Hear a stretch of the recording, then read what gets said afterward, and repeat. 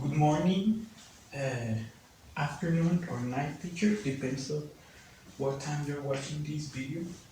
Today, I'm going to talk about why Alvaro Obregon is the best Mexican leader of the revolution.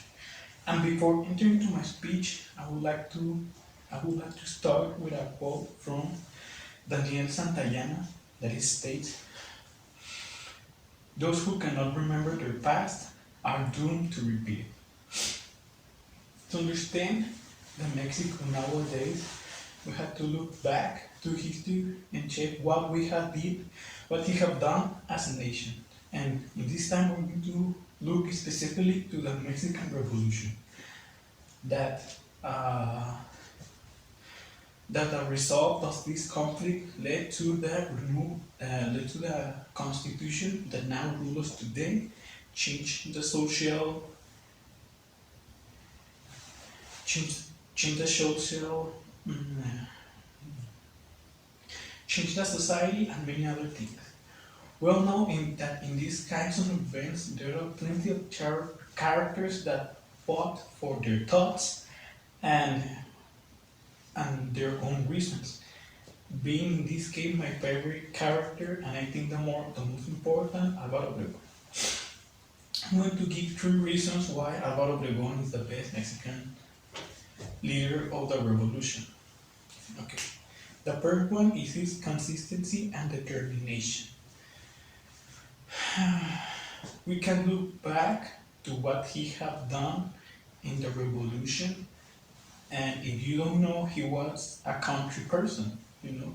He lived down there in Sonora and with his family, but then it started the revolution, and he saw an opportunity to change the country as the way he could, as the way he wanted to be, and that's why he got involved in that many things, even fighting with more experienced leaders such as Victoriano Huerta, Venustiano Carranza, and even Francisco Villa, that he all won during battle that finally led to his presidency in 1920. His determination went so far, and the love for the nation went so far, that he even wanted to get re-elected in 1928 in the legitimate way, and he actually won. Unluckily for him, and external factors didn't let him to occupy that term of presidency that I later will explain. Okay. The second reason is what he gained during the battle and after the battle. In this point, I'm going to divide it into, like I said before, what he gained during battle, and the second point, what he did after the battle, that it was in his presidency. Another man in war can only gain 2 things. One, this is not a game, but it can be a loss of people and marks for life, and the second one are titles. Being that Alvaro Obregon won 2 titles. The first one was the One Man of Celaya, and the second one was the Invincible. The funny part here is that both titles can explain very easily. The first one was because once in a battle, somebody dropped a bomb near him that exploded and took away his arm, and the second one was because no one could ever fought with him and win, because he was a very good military leader that know the factors and the environment during battles. Okay. And now the second part is what he did as a president. And I'm going to start with, I think one of the important factors that it was he ended the warlike conflict between Mexicans, and I think that another president wouldn't do that consistently, because it was a pretty difficult task to do. Then he started the disengagement of the church with policy that maybe for me I think it's a good it's a good cause that he did, but for a certain part of the population, it started to create hate towards him. That I think it it hadn't, and I think that is it it could be evitated. Okay, then he started to making social supports and federal organizations to help the workers to support their lives and to have a better quality of life. He also, in the presidency of Alvaro Obregon, also he let Jose Vasconcelos come back from exiles, and Jose Vasconcelos himself in 1971 created the Secretary of Public Education that now rule us today, and nobody knows that much. And, and I think nobody knows that because it was from Alvaro Obregón.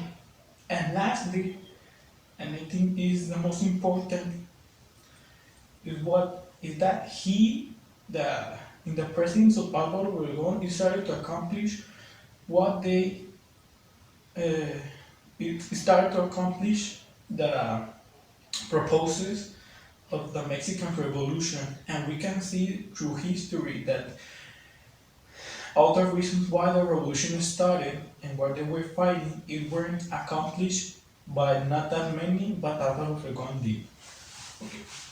And the last reason is his undervaluation. As I mentioned before, you can say that he has done a lot of things, but people usually don't expect that much of him, or in schools they aren't taught enough of him. Because most people, as I said, remember the most remembered ones that are Emiliano Zapata with his fight for the countrymen, and también also Villa. There was a cynic bandit who was killing people for no reason. Diaz with his dictatorship. Um, Madero with the start of the revolution, and also Carranza that I actually think that there was the only one who actually did something, that was creating the constitution. Well, rewrite the constitution that now rules us today. But no one ever sees Obregón, the one who did something to the country and did it well. Like he defeated Carranza in his delirium of power. He defeated Villa in his nonsense battle and slaughtering, and he even opposite to Plutarco Calles, that I think it has been one of the worst presidents of the history of Mexico. He opposed and triumphs him and his own army. To sum up, it is important to check up history and analyze it well so we can find the real characters that changed history. Since me, and since not only me, but many more people could realize the true value of Alvaro Obregón. And another thing that I would like to say before finishing is another thing that I like from him, but since it's a little bit silly, I didn't put it earlier, is that he let the Mennonites enter the country. He let the Mennonites enter the country and establish them in Cuauhtémoc. And I think that's just really good, since the Mennonites are a group of people that are pretty interesting for me, and not that many people know it. Now you all know why I love Alvaro Obregón so much and why I admire him so much. And you now know the value that it has to the Mexican history and why we need to look more for him. Thank you very much.